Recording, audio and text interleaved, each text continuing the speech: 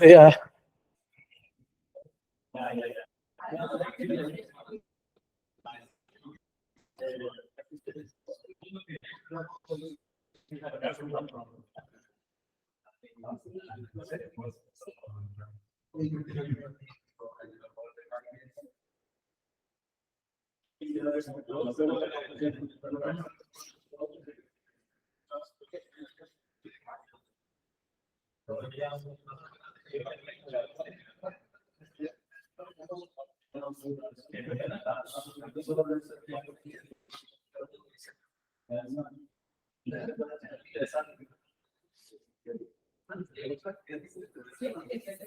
Dime. ¿Eh? Sí, más o menos, ahí vamos. ¿Eh? Pues la verdad es que... Tiene que entregarme este viernes, ¿no? Va a ser bastante opcional todo. Sí, ahora hablamos de eso, pero en principio dejaremos un cuestionario, pero ustedes rellenan el cuestionario si quieren. Sí, sí, sí, va a ser bastante opcional. Y va a haber un reto, va a haber retos, va a haber tal, pero digamos que todo será, pues, si lo quieren hacer, les suma, pero no les resta. ¿De acuerdo? Esa es la idea.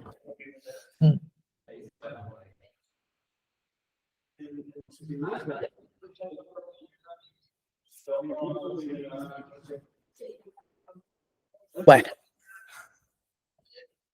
¿Listo? ¿Empezamos? No se ve la pantalla. Ah, se ha ido la... ¿Se ha ido o nunca estuvo? Nunca estuvo. Ahora. Ah.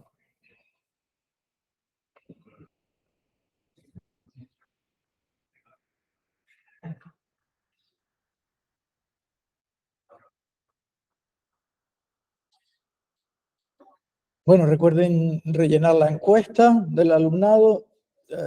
Ya tenemos 19, creo que quieren hasta 31, más o menos. Es lo que piden para tener ese 67%. Pero eso, anímense si no lo han hecho. Yo supongo que la mayoría de ustedes ya lo han hecho, pero bueno, si hay alguien que no lo haya hecho, que lo haga. Esta semana, con respecto a los retos, no sé si lo he escrito aquí, pero en la hora de prácticas de esta semana vamos también a tener cuestionarios, vamos a tener retos, pero digamos que van a ser en cierto modo opcionales, porque como el TFA lo dejamos abierto, y en todo caso les sumará la nota si es positiva y no les restará en el caso de que sea negativa. Lo consideraremos como para los que estén ahí en el 4, tal, no sé qué, pues intentar sumarles algo, ¿vale? O sea que esa es la idea. También les he dejado ahí que si nos da tiempo o bien, incluso estábamos planteando, mi idea inicial era plantearlo como un reto, este reto Training Exam for PL, que es un examen que se puso una vez, de acuerdo, en el cual se trata de describir la gramática del lenguaje de las expresiones regulares, hacer un intérprete, no hacer un intérprete, sino usar ya prácticamente el intérprete que tiene JavaScript para correr las expresiones regulares. Pero es a partir de una descripción general de las expresiones regulares hacerla. Si es posible lo haremos en clase, y si no, pues les aconsejo que lo vayan haciendo y a lo mejor hasta incluso lo planteamos también como para esta semana como reto. ¿Vale? Lo estamos considerando, aparte de los retos que pongamos.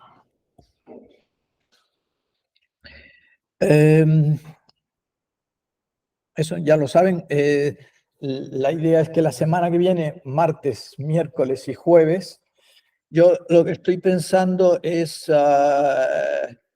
que sí, que vamos a hacerlo, vamos allá a fijar un poco qué día, qué grupo, aunque intentaremos tener flexibilidad, ¿de acuerdo? Tener toda la flexibilidad del mundo. Pero bueno, ya que el jueves ya era el del PE 101, pues hacerlo en orden inverso. PE 103 el martes, PE 102 el miércoles y PE 101 el jueves. ¿Vale? O sea que esa es la propuesta inicial.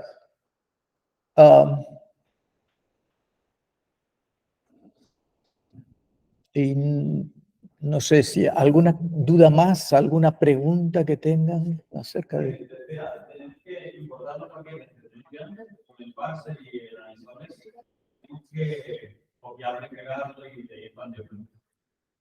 ¿Te refieres a la asignación, a cómo entregas en el repo?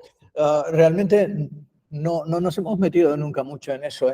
Quiero decir, como profesores no entramos en cómo lo haces. Yo normalmente lo que tengo muchas veces cuando trabajo es simplemente una opinión. Es una working copy, es decir, que yo tengo mi carpeta en la que trabajo. Y entonces lo que tengo es múltiples remotos, de manera que lo que tengo es un remoto para la práctica 1, un remoto para la práctica 2 y un remoto para la práctica 3. Y entonces hago el push al remoto de la práctica 3. Y trabajo siempre en el mismo sitio. Suelo hacer eso más que lo que tú dices de la otra alternativa, que sería la de copiar. Copiar siempre es un poco arriesgado de que algo se te quede, etc. Y luego siempre tienes incluso el tema de... También el otro tiene el problema a veces de que eso genera ramas y tienes un montón de ramas, pero si tienes un sistema de nombrar las ramas asociado a las prácticas, pues es más o menos fácil reconocer dónde está cada cosa. Te voy a preguntar, en las entregas que hay en el campus, por ejemplo, TCA1, TCA2 y CPA en general. Sí. Hay que hacer el reto de GitHub todo. Gracias, buena pregunta.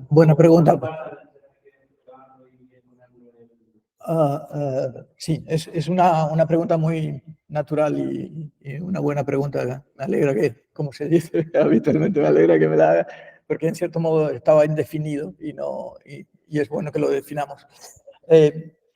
Si me preguntan por lo que yo prefiero, quiero decir, primero, lo que es obligación, no hay ninguna obligación de hacerlo el TFA, ya hemos dicho que es abierto y en cierto modo lo que tienen que hacer es entregar un TFA, ¿de acuerdo?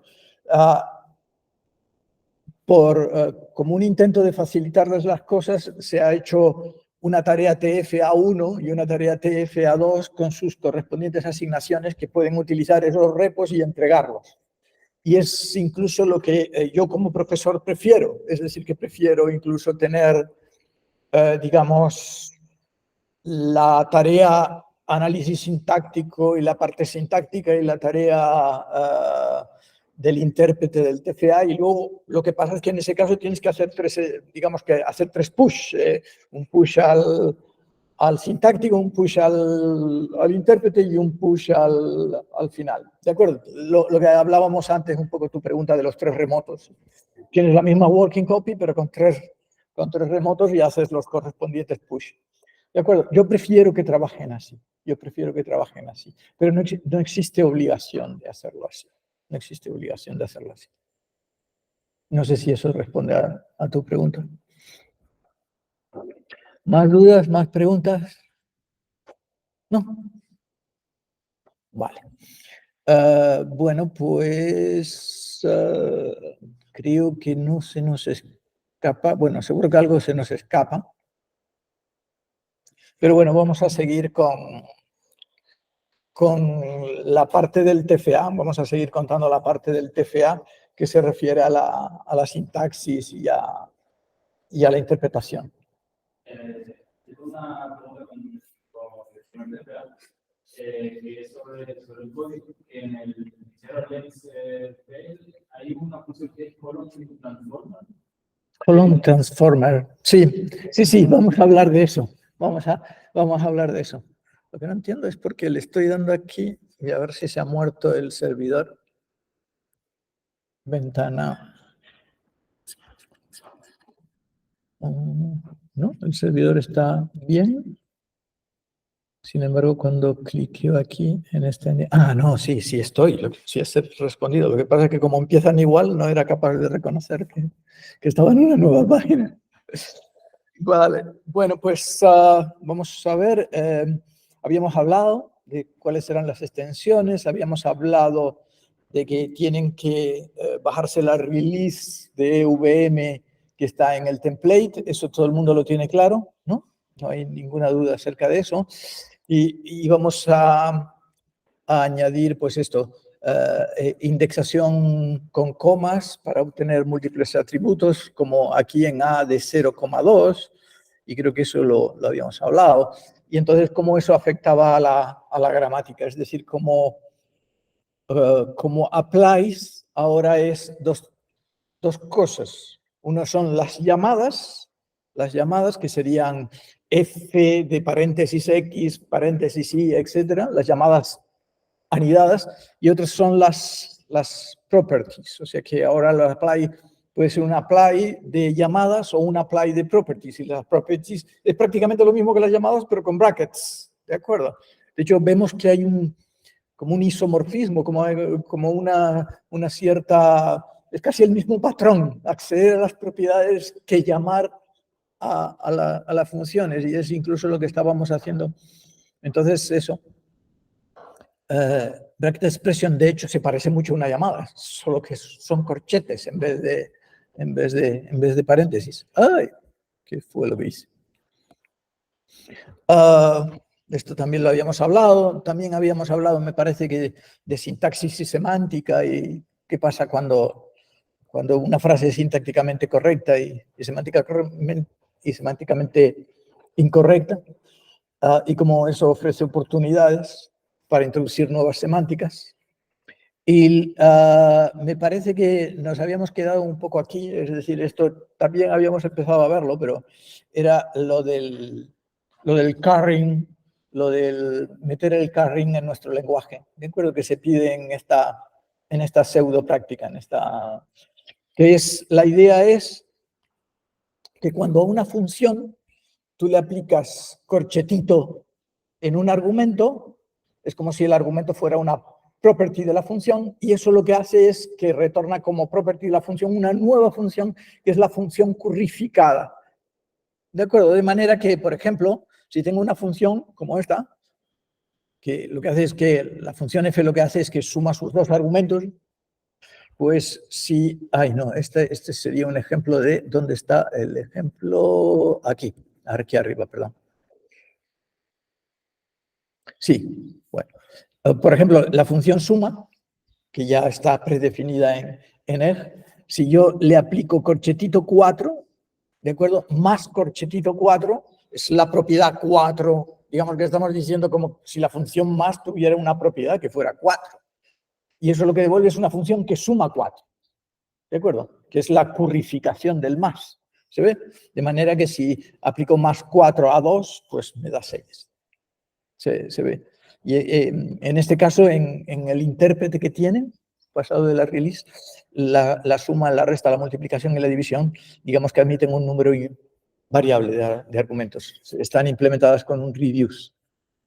Ya habíamos hablado del reduce el otro día. Entonces, pero también queríamos que si las funciones son objetos, al final, pues si una función tiene una cierta propiedad, como num params, que siempre se diera prioridad al atributo, si lo tiene. Si tiene un atributo, corchetito de la función, corchetito, f corchetito, es el atributo. Pero si no está definido el atributo, entonces es la currificación. ¿Se ve? Eso es lo que tienen que hacer.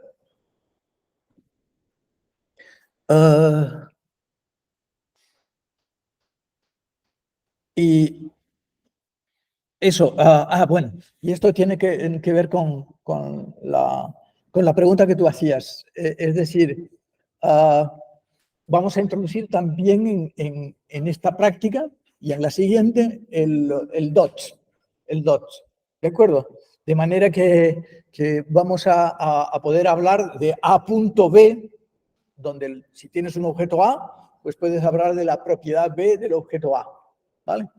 Aquí, como estamos hablando de currificación y seguimos hablando de currificación, digamos que el más corchetito 4 que está arriba se podría haber también escrito más punto 4. ¿Vale? Porque, digamos, y nuestra idea es que punto no es sino un sinónimo de corchetito, no es sino una abreviación de corchetito. O sea que A punto B, por definición, va a ser estas dos cosas son la misma cosa. ¿De acuerdo? Y de hecho, lo vamos a hacer así hasta en la implementación. O sea, ahora veremos, cuando veamos el análisis sintáctico y el análisis, en concreto creo que lo hacemos ahora, en esta fase, en la fase de análisis sintáctico. Y cuando vemos un corchetito, lo que decimos es, hago como que he visto que cuando vemos un punto, digo, hago como que he visto corchetito, cadena, corchetito. Y nunca se implementa el punto, sino que el punto consiste o la implementación del punto consiste en decir, yo cuando veo esto digo que vi esto.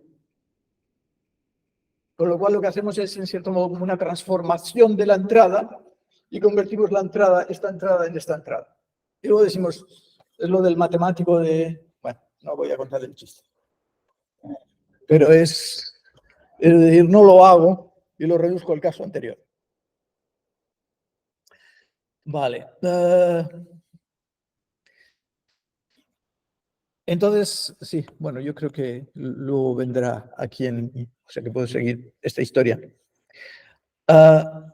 Fíjense que entonces hemos hablado del corchetito, hemos hablado del punto, como las propiedades, estamos un poco concentrados en lo de la currificación.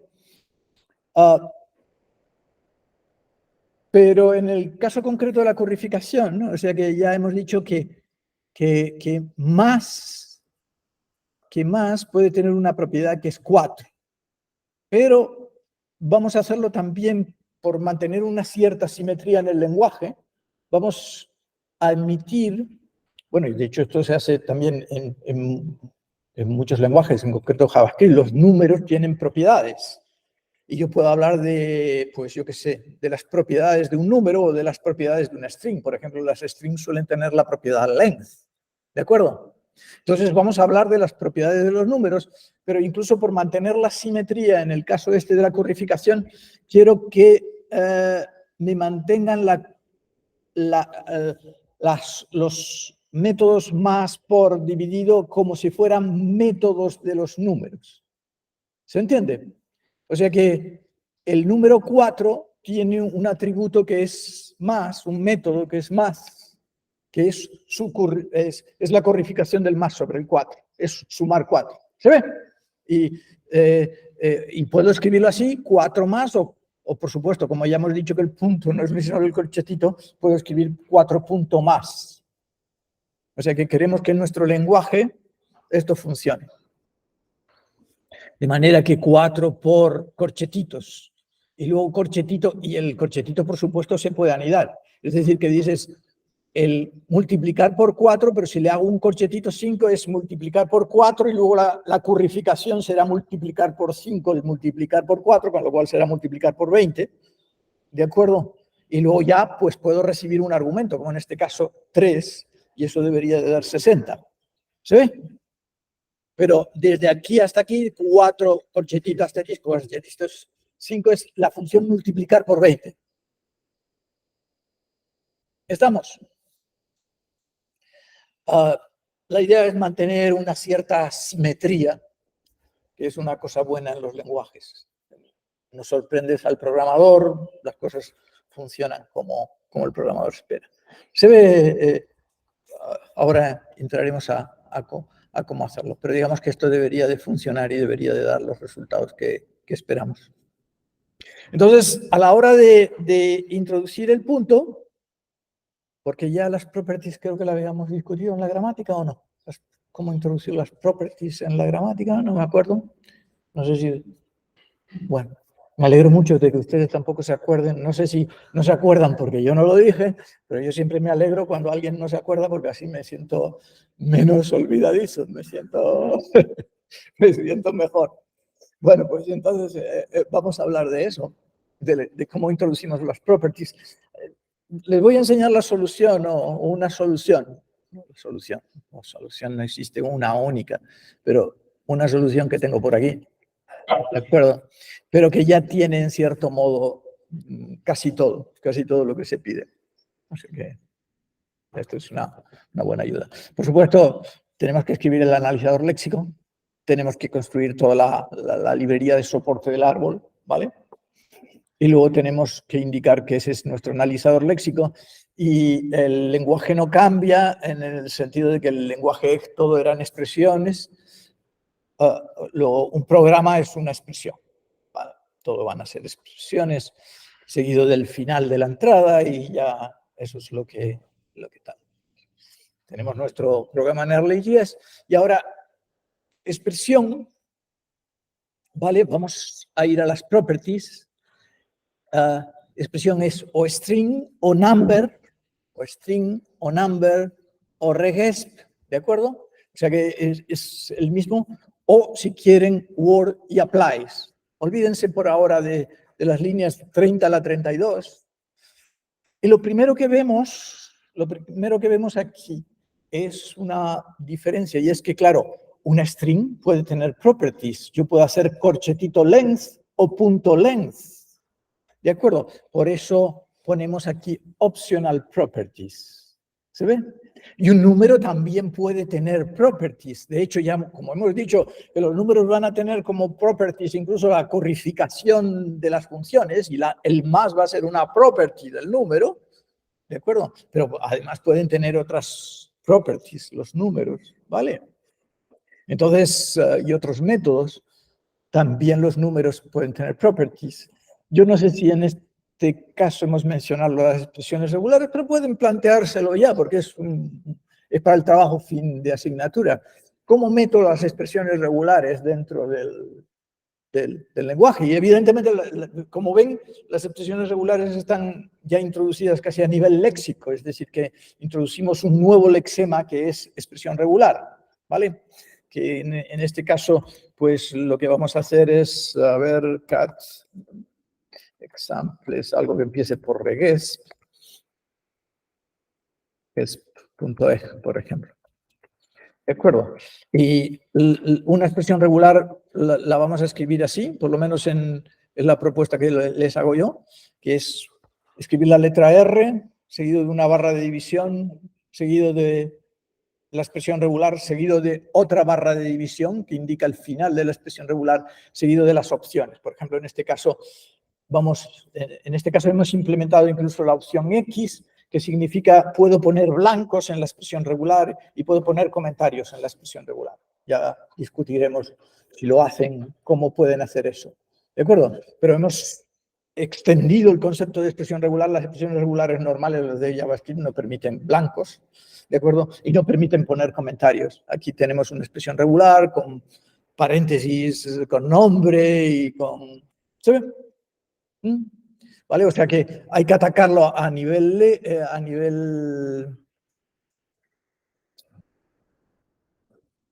léxico, y entonces tenemos un token, que es el token tanto por ciento regesp, pero de nuevo, como ocurre con las strings y los numbers, las regesp tienen properties. Por ejemplo, una regesp en JavaScript suele tener la property source, que contiene la cadena de la fuente de la regesp, por ejemplo, o las opciones, ¿sí?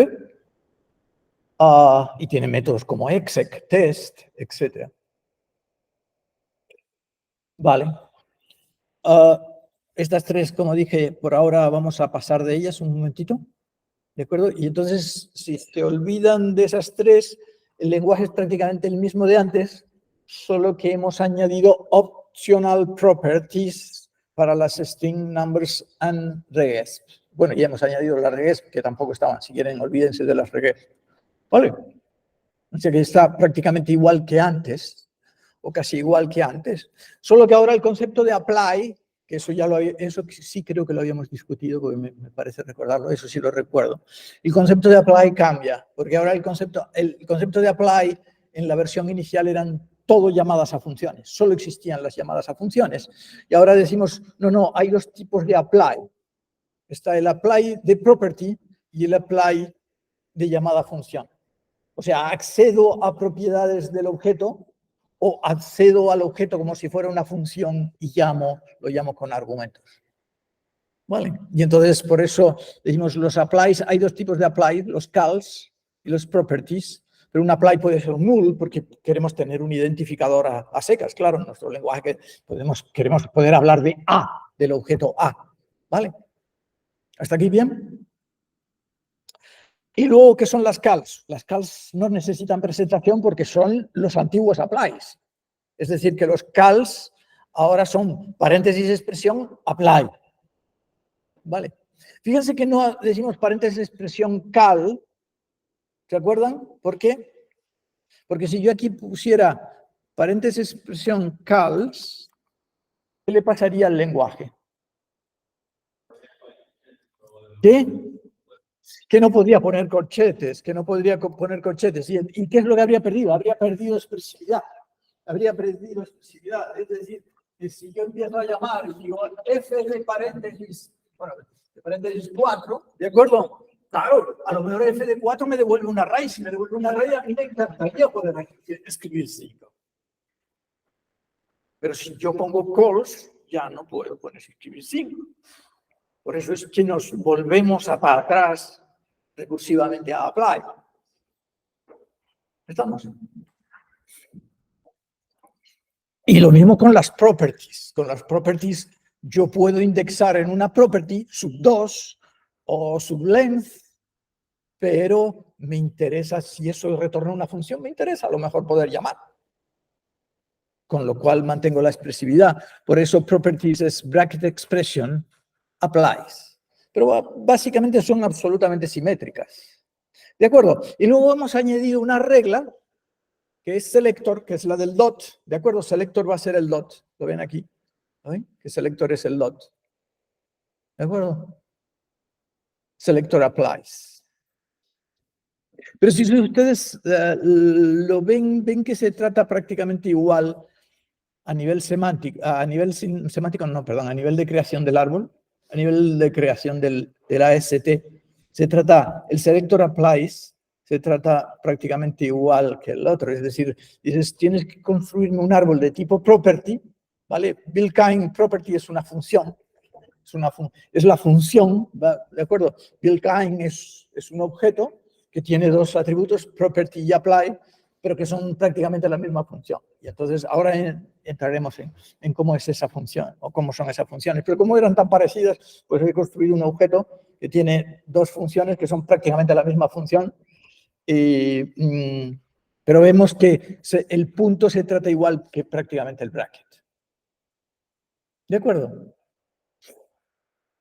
Y claro, ¿qué es paréntesis de expresión? Pues paréntesis de expresión es llavita paréntesis de expresión, bracket de expresión es corchetito, etcétera, etcétera. Y todo esto siempre puede ir seguido aquí de applies. Esto es paréntesis de expresión, bracket de expresión. Perdón, curly expression, no he entrado en lo que es un curly expression. ¿Vale? Olvídense del curly expression. Va a ser para los objetos, pero pues ahora no tal. ¿Vale? Y el selector ya lo hemos... Fíjense que incluso selector, su acción semántica lo dice todo, ahí el nombre de la acción semántica se llama selector to bracket, es decir, trata el selector como si fuera un bracket. Me acuerdo que era lo que decíamos antes, conviértelo en un bracket. Una cosa que les puede llamar la atención sobre el selector es que es un selector raro, no se corresponde con los lenguajes de programación. Bueno, sí se corresponde porque es punto A, punto B, punto C, pero hay algo que choca ahí y que no existe en Java, ni existe en C++, ni existe en los lenguajes de... Y es que hemos puesto, ¿cuál es? Yo creo que ya les llama la atención. Punto number, claro, dices tú, esto es muy raro, esto es muy raro. Lo vamos a hacer así simplemente por, digamos que por reírnos un rato y por hacernos sufrir un poco más soca. Y decimos, vamos a hacer punto number. ¿Tiene sentido punto number? Para esto sí, por ejemplo, efectivamente, eso significa que si yo tengo un array, igual, claro, yo tengo un array 0,1, 1,2, un array como este, ¿vale? Y entonces, claro, en los objetos se puede hablar de a.length. Sin embargo, no se puede hablar de a.0. O sea, hay que escribir prácticamente en todos los lenguajes, hay que escribir a corchete 0. ¿De acuerdo? ¿Y por qué esa asimetría? Y la razón de por qué esa asimetría es porque es complicado de hacer. Y precisamente porque es complicado de hacer y el profesor es medio malvado, va y se los pone. ¿De acuerdo? Porque es complicado de hacer. Porque, claro, entonces puedes hablar aquí, por ejemplo, de A.0.1, que sería del A me coges el A sub 0, y luego me coges el A sub 1, que valdría 1. Sí. ¿Y cómo diferencia un número? Muy buena pregunta. Me alegra que me haga esa pregunta, porque esa es la pregunta del por qué es complicado. Bueno, acaba la pregunta, perdón. Me he adelantado y no te he dejado ni terminar la pregunta, pero esa es la pregunta. Un número llamado. Claro, claro. Como dices, yo ya tenemos aquí una ambigüedad, porque 0.1 es el número decimal 0.1. ¿De acuerdo? Y entonces ya me estás metiendo una ambigüedad. Pero claro, de eso se trata. Te voy a meter una ambigüedad para que sufras. ¿Vale? Y por eso muchos lenguajes, bueno, todos los lenguajes dicen, yo no me voy a meter en líos. ¿De acuerdo? No me voy a meter en líos. ¿Para qué meterme en líos? Si ahora 0.1 es el número 0.1 flotante. Pero ahora me dices que A.0.1 es la propiedad 0, es la propiedad 1 y la propiedad 0 del objeto A. ¿Sí? ¿Sí vas a preguntar?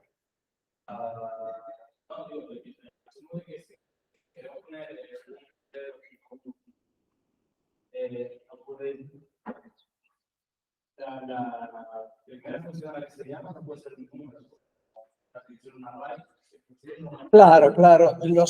Los atributos de carácter numérico solo entero, de carácter numérico entero, solo tienen sentido en los arrays, porque normalmente ningún otro objeto tiene, o no hemos prohibido que tenga en principio propiedades de nombre numérico.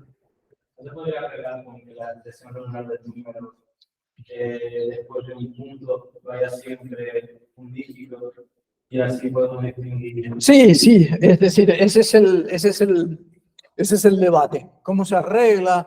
Y entonces dices, claro, siempre que tienes una ambigüedad, estás razonando bien, tienes que introducir reglas de, suena muy mal en español, de desambiguación o de rotura de la ambigüedad, ¿no? De decir, no, en caso de ambigüedad, claro, cuando dices 3 menos 2 menos 1, esto es ambiguo, lo que pasa es que tú metes una regla que dice siempre se asocia a izquierdas. Pues ya está. Ya dices, bueno, pues ya sé cómo debo de interpretar la frase y cómo en cierto modo tengo que inventarme una gramática o parsearla para...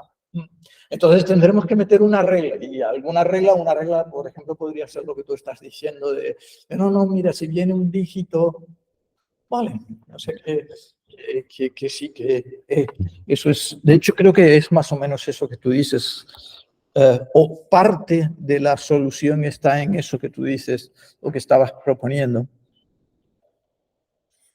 Sí, esto es lo de utilizar el punto para seleccionar los elementos de un array. O sea que aquí print de A.0.1 pues nos daría 2. ¿De acuerdo? ¿Se ve bien? No sé si se ve bien. ¿Está muy chico? Ahí. Mejor. Vale. Introduction to the property nodes. Y no sigo con lo del... Vale. Sí, pero que eso efectivamente, como se dice aquí, el A.01, si el analizador léxico fuera medio tonto, nos puede producir pro word add dot y luego decir que 0.1 es un number. ¿Vale? Y entonces iría mal. Porque lo que tiene que decir es dot number 0 dot number 1. Eso es lo que tiene que suceder en el analizador léxico, ¿lo ven? Tendría que suceder no este flujo de tokens. Sí, sin embargo, aquí en esta presentación cambio un poco de tema y paso a hablar de los property nodes. Y es que, ¿se acuerdan cómo era la estructura del template con el que están trabajando? Que tienen el fichero ast.js y en el fichero ast.js tienen una clase por cada tipo de nodo y ahora vamos a introducir otro tipo de nodo. Es decir, que tenemos los nodos word, tenemos los nodos value, tenemos los nodos apply.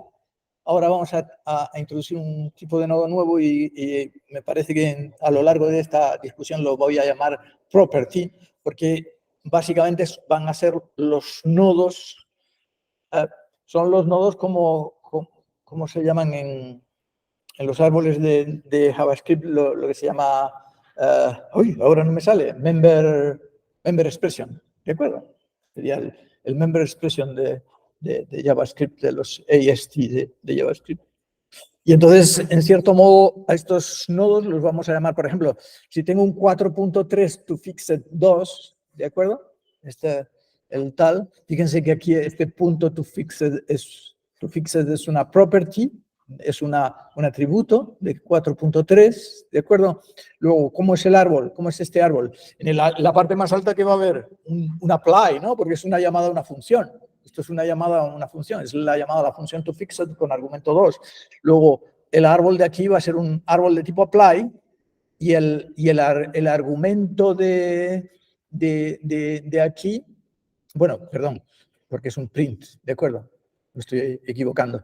Esto va a ser un apply porque es un print, ¿de acuerdo? O sea que el primero es el operator es print, ¿de acuerdo? Y el argumento es el 4.3 toFixed. Entonces vámonos al 4.3 toFixed, es también un apply, ¿de acuerdo? Donde el argumento va a ser el value 2. Esto el 4.3 toFixed 2, todo el mundo sabe lo que hace, ¿no? Muestra el número 4.3 con dos decimales. Con dos decimales, lo formatea a dos decimales, devuelve la string con dos decimales. ¿De acuerdo?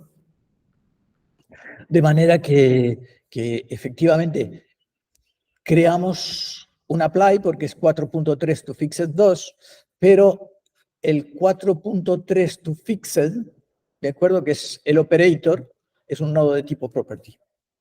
¿Lo ven? Y aquí ponemos el nodo de tipo property, que sería como el member expression del tal. Lo único es que por razones de simetría y también por razones de pereza, la primera vez que tomé esta decisión, los atributos se deberían de haber llamado object y properties o algo así, o object and attributes, ¿de acuerdo? Pero los atributos de properties se llaman exactamente igual que los de un nodo apply. Operator es el object y args son los attributes. Que por otro lado tiene la parte buena de que hace énfasis en la simetría y en ese isomorfismo que hay tan grande entre llamar y acceder a los atributos. Nos hace conscientes de que son prácticamente lo mismo. Y de hecho lo que me permite a veces es aprovechar código y decir, este código es el mismo para los dos casos. ¿De acuerdo? O sea que nos va a permitir en algunos momentos factorizar con comodidad código. pero digamos que el operator es el object, que en este caso el object es 4.3, evidentemente, ¿no? El object es el número 4.3, ¿vale? Y args son los atributos, que en este caso el atributo del número 4.3 es el método toFixed. ¿Sí? Quizás una cosa que les choque es que en este árbol, en el 4.3 toFixed, que es un nodo property, el operator que es el object es 4.3, el toFixed no aparece como un nodo de tipo word, sino aparece como un nodo de tipo value. ¿Se ve? Cuando a lo mejor parecería más natural que fuera un nodo de tipo word. Yo lo entiendo que tengan cierta perplejidad, pero recuerden que habíamos tomado la dirección, la decisión, la decisión de que el punto era lo mismo que los corchetitos, que los brackets, y poner la property como una string. De manera que como el punto se ha convertido en los brackets y la property se ha convertido en una string, realmente era lo que les decía antes, es como si hubiese visto en vez de 4.3 píxeles.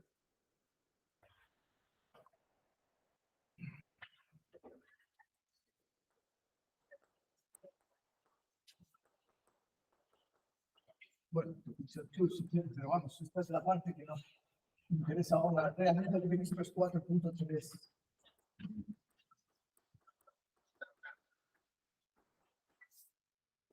Y este es un nodo de tipo value con una string.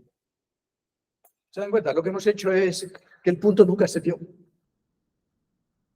Es el nodo value to string. El nodo value con el value a la string to pixel.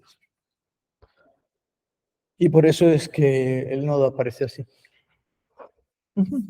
Consecuencia de la decisión. Pero evidentemente hubiera sido también, si hubiéramos tomado la otra decisión, allá habría aparecido un nodo word, etcétera, etcétera. Hubiera sido consistente y nada iría mal con eso. Vale. Fíjense que nosotros, por la forma en la que ahora lo discutimos en la gramática, pero que si tengo una expresión como a sub 0, 2, como nosotros lo permitimos en nuestro lenguaje, que eso significa, hállame la property 2 de la property 0 del objeto a, ¿de acuerdo? La coma la permitimos como una abreviación del anidamiento de properties. Entonces, digamos que este sería el árbol. El árbol sería un nodo property y con operator la A, y el objeto es la A, y args, que serían los attributos es un array con los. De acuerdo, de nuevo son values. Value 0, value 2. Vamos a discutir un poquito aquí sobre la gramática. O sea que optional properties, tanto de una string, de number, de lo que sea. Fíjense que cualquier cosa puede tener optional properties. Incluso bracket expression, ya lo introduzco porque es algo que vamos a hacer en esta práctica, van a ser los arrays, ¿de acuerdo? Es decir, que es una abreviatura, es azúcar sintáctico para los arrays. Bracket expression es abre corchetito, bueno, se ve aquí debajo en la línea 44, abre corchetito, pon muchas cosas entre comas y cierra el corchetito, ¿de acuerdo? Y lo que vamos a hacer es crear, bueno, lo que vamos a hacer es, de hecho, devolver el coma expresión, ¿vale? Y curly expression, o sea que si tienes un array, luego puedes hablar del array sub 0, o de una propiedad, o del array.length, etc. Por eso en todos estos siempre viene optional properties. Y optional properties, como su nombre indica, es o bien properties o bien vacío. ¿De acuerdo? Si nos vamos a optional properties, vemos que las reglas de optional properties son o eres vacío y no se puso nada, no hay selector de propiedades, o hay propiedades. ¿Vale? ¿De acuerdo? Y properties, pues properties es una bracket expression. Es poner entre corchetitos lo que seleccionas. ¿De acuerdo?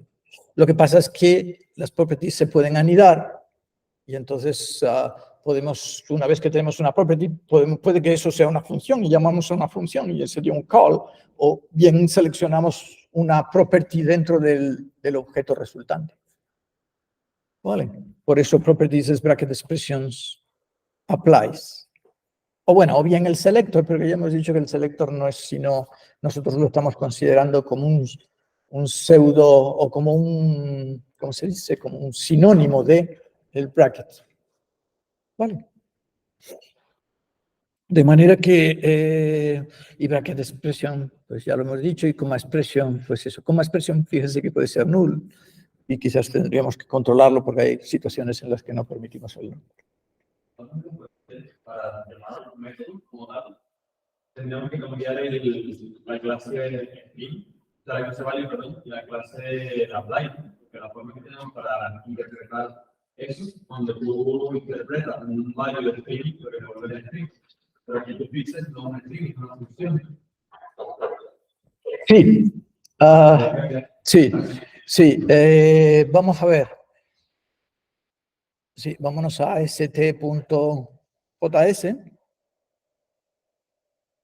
Ah, no, no nos podemos ir porque este workspace solo contiene la parte del parsing y la parte de la interpretación está en el otro, o sea que me tengo que ir a... Bueno, aquí está, por ejemplo. Y lo mismo lo tengo abierto, pero...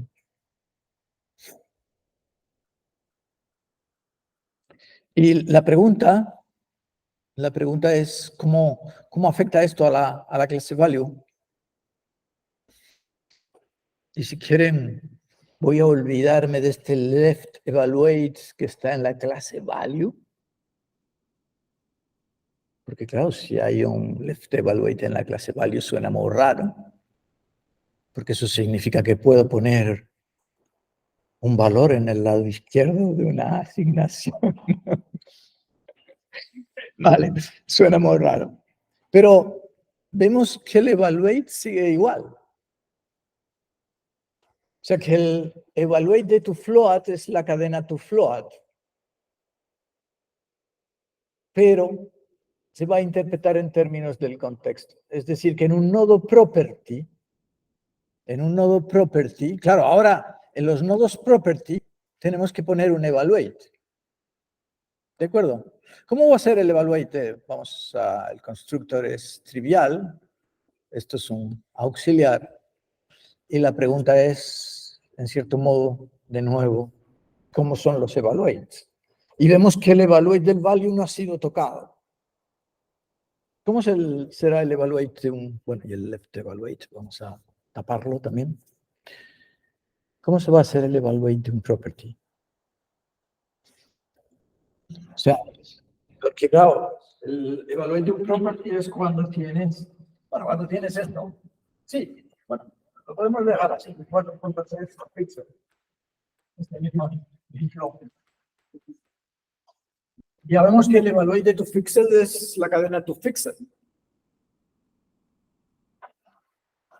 Luego, quien tiene que interpretar el evaluate es el property, el nodo property, porque aquí, ¿qué es lo que tengo? Tengo un nodo property cuyo operator es 4.3 y cuyo args es to pixel, el array to pixel. ¿De acuerdo? No, la string to pixel. Lo que sí sé ahora seguro es que la string to pixel es una property del objeto 4.3. ¿Sí? ¿Cómo lo interpretamos? Antes de abrir el folder de evaluate, díganme, hagan propuestas. Supongo que ahora ya no es el ámbito como tal, sino en la cosa que esté dentro del workspace. Claro, claro. Efectivamente, una gran propiedad de los objetos es que de alguna manera los objetos tienen un contexto que es como un M. Un objeto es un M. Es un nuevo M. ¿De acuerdo? De manera que no solamente tienes el M por ámbito, sino que tienes el M del objeto. Sí, Muy bien, eso es correcto. Ah, sí, estoy en el property. Ups, lo que pasa es que es muy complicado, o más complicado de la cuenta, porque tiene más funcionalidades de la cuenta. Pero, de nuevo, más o menos viene a ser lo mismo, en el sentido que dices, si es un special form, si es un if, es un if. ¿De acuerdo? O sea que, de hecho, no tiene mucho sentido, quiero decir. De hecho, perdón, casi que esto habría que discutirlo. Vamos a cerrarlo. Porque esto está por razones más de simetría que por otra cosa. Sí. ¿Puedo encontrarme con un if cuando estoy en un evaluate y un nodo property? ¿Me ven la cara? Se ve raro. Bueno, no me ven la cara aquí, pero se ve raro. ¿Verdad? Porque entonces, ¿qué escribió? ¿Qué escribió el usuario? Dígame. No, escribió algo así como if corchete 4.3 o if corchete x. Perdón. Claro, esto daría lugar a un property con una special form, porque if es una special form, if es una special form, y x está siendo tratado como una property de la special form. No tiene mucho sentido. Y no voy a... Ahí hay código, pero no lo voy a discutir, porque es código de locos. Es decir, es simplemente corresponde a lo que les decía de sintácticamente correcto. Esto es sintácticamente correcto, más o menos. Sí, sí, es sintácticamente, porque pasa la gramática, ¿de acuerdo? Pero semánticamente, ¿qué? Y a lo mejor resulta que dices, pues mira, yo le podría dar un sentido especial a esto. Vale, olvídense.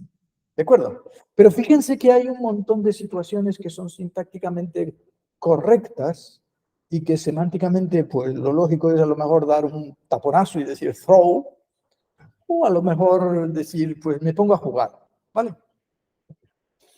Y a lo mejor hasta encuentro una semántica interesante.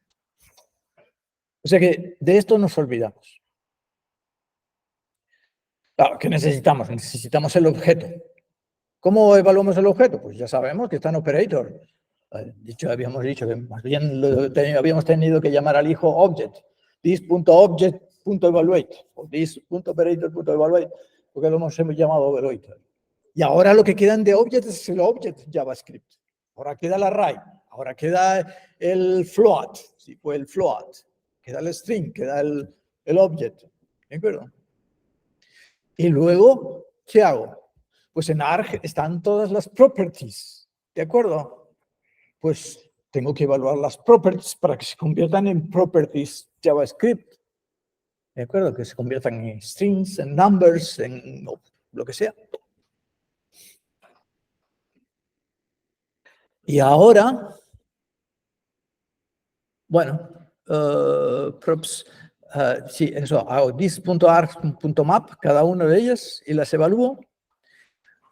Si son números, si son negativos, aquí está un poco pedestre porque lo tengo por todos lados, ese código repartido. Probablemente se podía haber encapsulado, pero digamos que si alguno es -1, sé que tengo que convertirlo en la longitud del array menos tal, y eso es lo que hace check negative index. ¿De acuerdo? O sea que...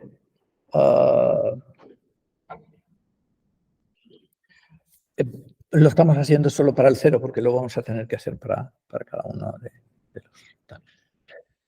Y ahora lo que hacemos es comprobar si el objeto tiene la primera propiedad, ¿vale? O sea, si el objeto tiene la primera propiedad, ¿vale? En cierto modo, fíjense que aquí hay un montón de código y lo estoy, vamos a irlo plegando a tope. Aquí.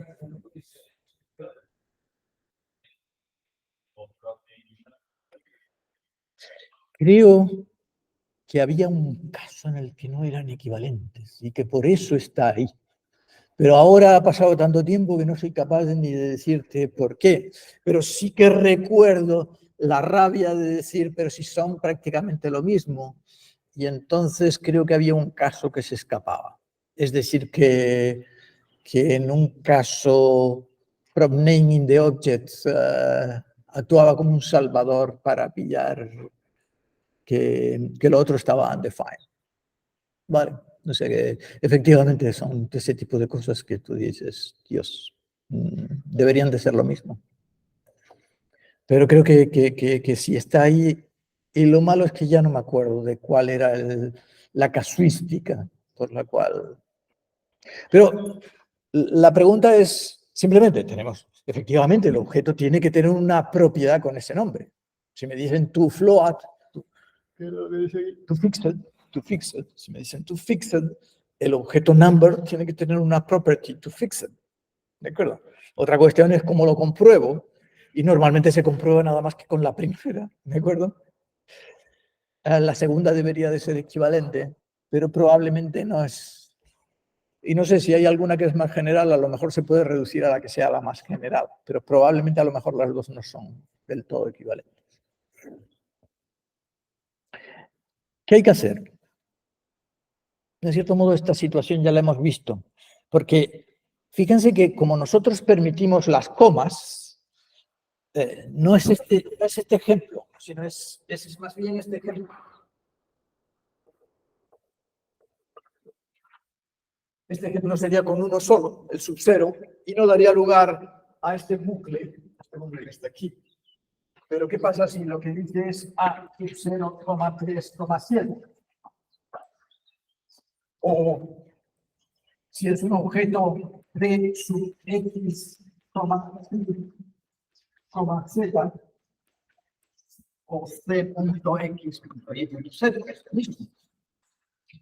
Tengo 3. ¿De acuerdo? Entonces tengo que hacer un bucle de indexación, de anidamiento de acceso. ¿Se ve? No voy a entrar ni siquiera ahora en el bucle. El bucle es el bucle de anidamiento de acceso. Es decir, tengo que hacer a sub 0, al sub 0 calcularle la sub 3 y a la sub 3 calcularle la sub 7. ¿De acuerdo? Si quieren lo despliego un momento, pero es eso. Y ahora solo introduce complejidad si lo abro porque son un montón de líneas. ¿De acuerdo? Pero ya en cada línea de chequeo eres un número, si eres un número negativo, entonces te convierto positivo, bla, bla, bla, bla, bla. Pero, ¿de acuerdo? Pero por ahora vamos a obviar esta parte. ¿Sí? Y claro, ahí de cada vez voy actualizando objeto. Objeto es el antiguo objeto. ¿Sí? O sea, hago el sub 0 y ahora objetos a sub 0. Luego hago el sub 3 y objetos a sub 3. Y luego hago el sub 7 y hago objetos a sub 7. ¿De acuerdo? De manera que al final lo que me queda es objeto. Y eso es lo que retorno, objeto.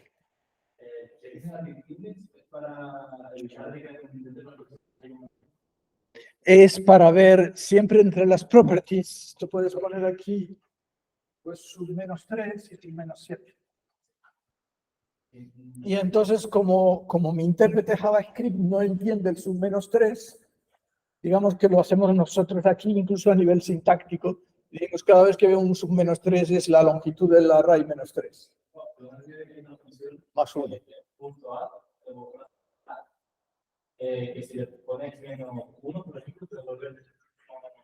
Sí, hay una función que se llama add en JavaScript. En las últimas versiones de JavaScript existe una función add que funciona como el negativo. ¿De acuerdo? Es decir, que como tú muy bien dices, eso les puede simplificar la escritura de check negative index. De hecho, no sé si incluso se usa en check negative index. Vale. El add. En cualquier caso, no está en todas las versiones de JavaScript. Y si son versiones antiguas, no va a tener el add.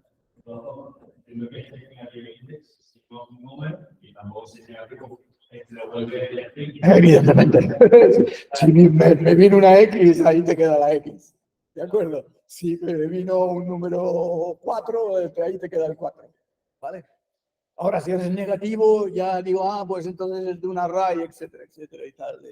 Le calculo cuánto vale el tal. Por ahí debe de estar, no sé si, ¿dónde está check negative index? Control Go, ir a definición, y esto debe estar aquí.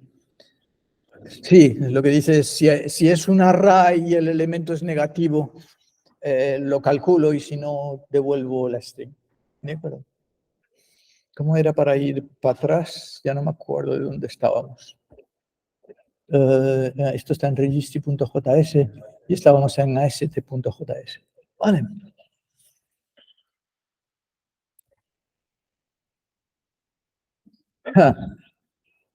En realidad esta es toda la historia, o casi toda la historia, salvo por la historia rara de la línea 136, ¿de acuerdo? En la cual no voy a entrar porque son elucubraciones mentales escabrosas.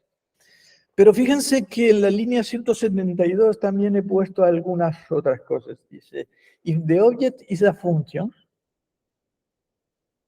¿de acuerdo? O sea que, claro, porque if the object is a function, if the object is a function, ¿qué pasó?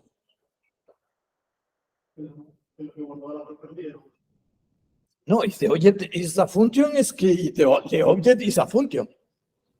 Que es el objeto del que es una función. Luego, ¿qué es lo que pasó? Es decir, que sí, o es lo mismo.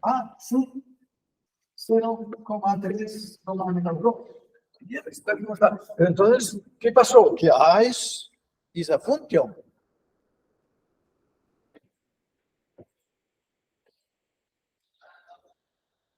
Fíjense que, sí, esto requiere meditaciones. Realmente estamos hablando de la práctica siguiente, pero A es a función. Y entonces, ¿qué debería ser A sub 0? Bueno, vamos a cambiar el 0 por un A. Es más divertido. Tengo que hacer carry, exactamente. Si es un A es una función, A sub 8 es el carry de 8. Y aquí lo que me están diciendo es me haces un carry con 8, con 3 y con menos 2 de A. Es decir, los tres primeros argumentos de A van fijados a 8, a 3 y a menos 2. Y luego se supone que hay una función que recibe más de 3 argumentos, el resto es lo que queda de la función. ¿Se ve? Luego, por eso hay que distinguir entre un objeto normal y una función. Muy bien, muy buena pregunta. Me alegro que me haga la pregunta. Efectivamente, de hecho, habíamos visto un ejemplo, exactamente. Decíamos, no, es que una función puede tener una property. Y si la función tiene una property, nosotros que queremos que semánticamente se le dé mayor valor a la property. Entonces no me hagas carry. Alto al carry, que siempre se ha dicho, alto al carro. Ya se sabía desde la antigüedad lo de alto al carro, alto al carry. Si tiene una property, ¿vale? ¿Cómo vamos de tiempo? Pasados. No, 31. Vale.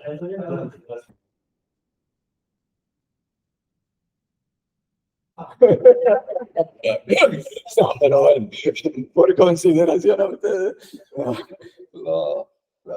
Pero efectivamente, como tú muy bien dices, y ya por terminar la frase, es por esto que en el if primero se comprueba si tienes la property, no hago carry.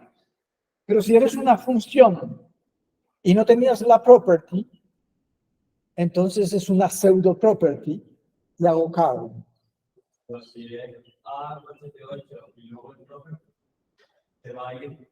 Sí, solo vale sí, a menos que lo tuviéramos en cuenta dentro de esta parte que está plegada. Vale.